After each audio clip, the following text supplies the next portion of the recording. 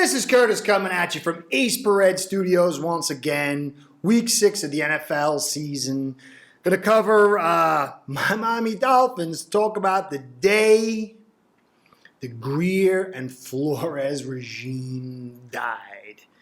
That's it. I try to be even-keeled. I try to be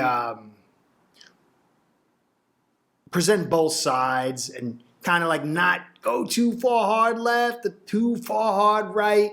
Kind of stay in the middle. It's the best way to provide good evaluations and good information. Allow you, the viewers, to choose the left and the right. But it's over. This is it. It's all going south now. Whatever picture you want, a Led Zeppelin and fire going down and exploding, train going off the tracks, it's there. This is the bottom. Now we have to see what the fallout is. This was a game the Dolphins should have easily had. And when I mean should have, I mean before the game even kicked off. But then it was also a game they should have had after the kickoff. Jacksonville did everything in its power to give this game away, and we didn't take it. And then at the end of the game, we did everything in our power to give it away ourselves. And I'm a big fan of Grier Flores. I think he's the smallest piece of the puzzle that's like a deleterious effect on our hope and our chances. Today he had a terrible day. And really mostly it was the back end. Everything was going very smoothly until, like that second half, it started getting worse and worse and falling out of control. Now it's hard for me to determine what was him, what was the offensive coordinators, but at the end of the day, he's responsible. But the one thing that I got from Grier Flores was a sense of desperation that I'd never felt before and resignation. And this does not bode well for the rest of the season. This has all the makings of an utter collapse. Now, as I've said before, we Phins fans, we're going to be here next year. Most of us. Most of us. Regimes change, owners change, coaches change, players change, and the fan, we keep coming back. So at this point, it's really about evaluation and waiting to see what happens. And we're going to have to break that down. We don't know. It's the unknown. People will say, Grier Flores sucks, get him out of here. Don't you remember Queasy or Gase? Oh, you get a lot worse. You get a lot worse than Grier Flores. I don't know if it can get worse than Chris Grier, but it can get a lot worse than Grier Flores. It's not to say he's the greatest thing since saran wrap, sliced bread, or whatever you want to fill the blank with. But it can get a lot worse. And considering our history and everything that's tied around with Ross, going back to the Sperano thing, we're not a wanted situation.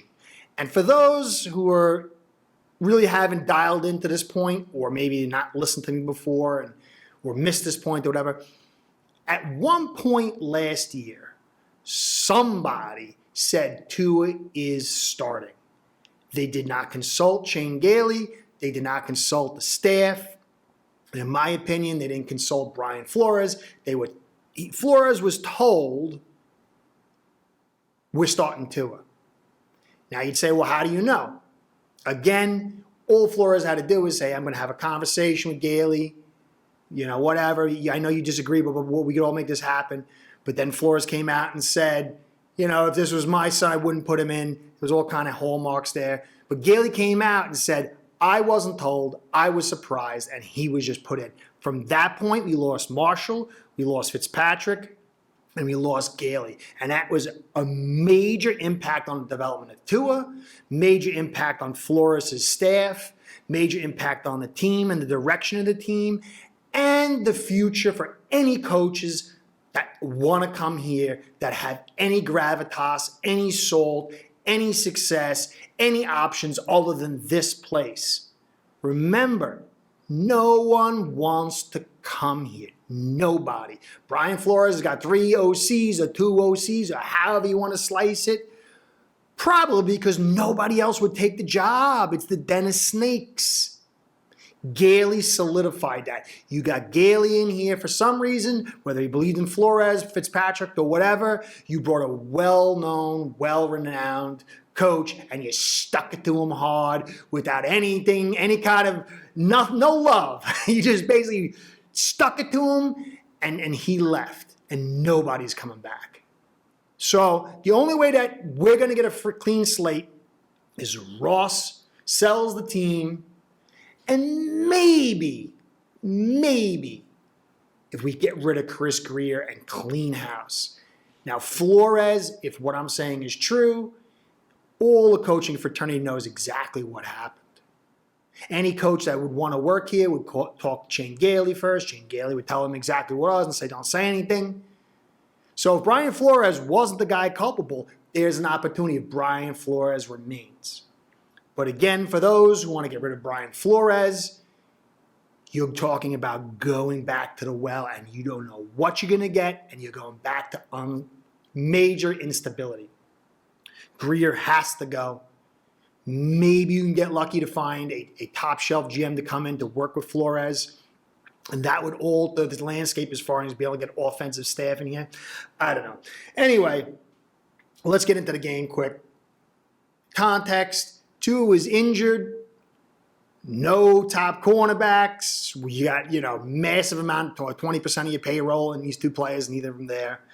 But the Jags are a terrible team that did everything possible to give it away, as I mentioned earlier. Tua, for the haters, you could see this kid, if given the proper framework, he could be better. He had some very good plays. You saw something there starting to rise up, and it kind of got squelched a little bit. He made some boneheaded plays at 3rd and 2 where he just ran across for the first down and threw it. He has too many of these. These can be corrected. Doesn't mean they will. The interception was terrible. But for the most part, this kid threw almost 70%, 66, 68% completion percentage, made some big plays, big throws, was under duress. Don't like the scheme. I don't like the RPOs. I don't like the pistol formation for him. Me personally, I think this kid should have been supported like Baker was, where you build a framework offense that can run without him. And then you let it build, and let's see what he's capable of, what levels he's able to rise to. Let him develop in the mental aspect. Now this is for the lovers, the Tua lovers. Clearly, when you saw him across from Lawrence, you saw a totally different level of physical talent, whether it was the arm, the legs, the size. It's just a lot easier for these kind of players.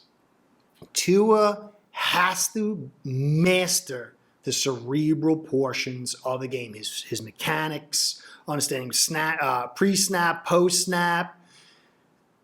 This takes more time. You know what I mean? Like, it just takes more time for less physically talented players. And Tua wasn't always this less physically talented. That hip injury or the legs injuries robbed some of his speed, the RPO. You saw when Lawrence, he did an RPO, rolled out, picked up first down. It was like lightning. It was shot out of a cannon. Tua is not that way. Tua is kind of like slow and steady. And that's why one of the main reasons RPO is not going to work for him. He needs to be under center more runs from under center, more play action. You saw the play action when he attacked the center. They finally attacked the center of the field. They ran a couple of times, conventional means, had play action. Saw how good Gesicki was. There's opportunity here. How good? I don't know. It's going to take a few seasons for this kid's cerebral aspects to really develop, to see what his ceiling is. It's highly unlikely for the Tua lovers that he will be an elite quarterback because of his less than stellar physical attributes. But there's always the breeze case. We have to see. But what we did here today, again, was say, here, take the whole thing. If we had run the football, shortened the game, we had two corners that were, star corners were out. Why make the game longer? Why not? Well, we ran the ball pretty much. No, we ran from pistol formation. We ran loads of draws. We ran like maybe 2, maybe 3 runs from under center. And somehow Gaskin fell into the doghouse. Yeah, he had a minor fumble, but he got it back. But he got exiled. And then you had Brown in there. And then you had Ahmed, who I like Ahmed, but he's not as good as Gaskin. And that was really weird how they exiled Gaskin. You say, oh, he had one drop. It wasn't a drop. It was a poor pass by Tua. Another was a drop. And one at the end, it's hard to really say. But they immediately pulled the rug on Gaskin, who I thought could have made a few more bigger plays, especially in that last drive that we're going to go over. I thought Brown, you should have run more from under center with him, shortened this game. We were up. Time of possession, it was like 11 or 13 minutes to like 4 or 5 or 6. We were way ahead, and then we went back to the pass happy. And when we did run, most of it was draws. It was very skittish. These offensive coordinators are skittish. This offense is skittish. Now, again, we have to just evaluate. Noah's a bust. He's slow twitch. He's not fast twitch. He's in his 3rd season. You know, the touchdown wasn't really his fault. But he was leaving people open all day. Jackson, he had a false start, bunch of holds, got blown up a couple times. He got covered up a little bit. He didn't have a terrible game. But this is not what you want from 2 first-round draft picks. Phillips, not bad. Waddle, he's a good player, but not for, 6 overall and possibly a top 5 pick if the way it's looking right now. Way overpaid for him. 2, I still think something can come out of this kid. I think if he was built right, I think if he had Gailey, Fitzpatrick, and Marshall, and he sat again this year or had to earn his way into the starting position with Fitzpatrick, it would have been best for the kid when he finally got in. Because you could see the lights were coming on a little bit. I mean, obviously, I'm talking about in the mental parts. There was some improvements. There was that alert play for the touchdown that he called. There is some potential. Now, again, is it going to be Herbert potential? I don't know. But it's not about that. Once you pull the trigger and draft that guy, and it wasn't Steve Ross, wasn't Marino, and it wasn't Flores who wanted him. Grier decided to pull that trigger. Okay, Flores was totally fine with that. He preferred Herbert. But once 2 is here, the whole object is to get the most out of this kid. And they built a framework to make this kid carry the team. And he wasn't capable. He was injured last year. You forced him in. He didn't know the playbook. And this year, again, you went back, have him sit in shotgun with the poorest offensive line. It's just foolish building. But he's here now. He's going to be here next year. And you're not going to have a pick to really replace him if you wanted to, whoever's here. So you're going to have to make the most of this kid. Good news, Wilkins, you could see this kid every week. This kid's getting better. Is he better than Lawrence, who the Giants drafted? I don't know. But this kid is a much better pick than he looked last year, and that's good news. And that's what we have to do, hold on to the good news, the evaluation. You know, Davis looked good. Van Ginkel looks pretty good. Eichenberg looked pretty good. But it really hurts that we don't have those 2 first-round draft picks next year. Thankfully, the year after, we got 2 first-round draft picks. Whoever's got them, let's just hope it's not Grier. Now, I just want to go over a final bit of film. Okay, let's take a look at the film here. This is the last drive before Jacksonville kicks the field goal and takes it. But let's look at our decision-making process here, okay? So let's take a look at the film and see what we see. So you get an inside run, and you have Ahmed back there. So this is the horse you're riding. and he misses the cut. Instead of breaking it to the right, he breaks it to the left. It's not a terrible run. Okay, so now you're in 2nd and 6. You're back in shotgun. If you knew it was 4 down territory, why are you even doing this? Why aren't you running the football? Why don't you have a better option? Get back here now. Get the ball out. Ahmed, who's had catching issues, drops the football. Again, a run here would have been a much wiser idea, or going to Gesicki, or going to somebody who's a more reliable option. Tua, yeah, they say he missed the slant here, and he comes back to Gesicki, but what a play by Gesicki. I mean, that was what a play. And we might even lose this guy. And if whoever says he's not worth it, they're crazy. Crazy. So, but you're 3 inches from the first down. And what do you do? What do? You hand the ball off 4 yards from where the line of scrimmage is, and then you get back to the line of scrimmage. This is your master plan? This is your master plan. Again, for all those who say Gailey sucked, this wouldn't have been Gailey's option. But we are strapped with OCs that were position coaches that were thrust into the role. It's not to blame them. Nobody else wants to come here. This is what you got. Fire Flores. Fire him. Fire Grier. Are you certain to get something better? I don't know. Obviously Flores' coverage on the 3rd and whatever it was, the 3rd and long, giving them the underneath so they could get extra yards to cover the deep for the bomb or whatever. I thought that was crazy. But honestly, it looks like Flores is resigned to whatever. So this is where we're at. The future is uncertain and the end is always near. But remember, just think of Queasy. Think of Gase. You could end up with another regime with those guys in charge. Don't so quickly. I told you Flores was going to be the poster boy, and it's all we're talking about. There's no loud cry. Okay, here, Phins fans, if anyone's gotten this far and listen to me, why are none of the beat writers asking who put Tua in and why wasn't Gailey made aware of the situation? Why aren't people asking that question? If that question gets answered, we'll know exactly who created the downfall of the rising Dolphins of 2020. And where's the cries for Chris Grier? Right now, Flores, he'll go back to the Patriots maybe, or he'll find another job, and he'll succeed. Watch, you'll see. Not saying he's going to be the greatest head coach or whatever, but he's been the best coach we've had in a long time.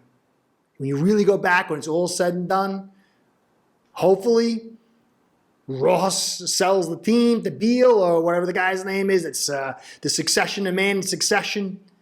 Or at least dumps Grier, dumps the staff, gets a real GM in here through Marino or whatever, and keeps Flores, and we have some stability. I don't know. Anyway, it's Curtis saying thank you for staying to the end. Please like, comment, and subscribe. Comments mean the most. We're going to have to try to evaluate through this and see what's going on. It's not happy times, though. Anyway, subscriptions and likes keep us in business with the Google overlords. They love that stuff. I love that stuff. I'm going to keep talking football. It's going to be tough times now. Who's going to want to listen to the Dolphin talk? I don't know. But, just want to give a shout out to our sponsor, the best online sportsbook. Just want to give a shout out to our sponsor, the best online sportsbook betting software in the market. Bar none. They want to let you know with their world-class software, you can get on the action with friends, family, and coworkers as a local bookie, anyone you know. They're the best. They're the best sponsors and the best company. Without them, none of this would happen. Without you guys, none of this would happen. I'm sorry, Phins fans, but let's stick together in these bad times. Back to evaluating and an unknown future. This is Curtis. Catch you next time. Be well.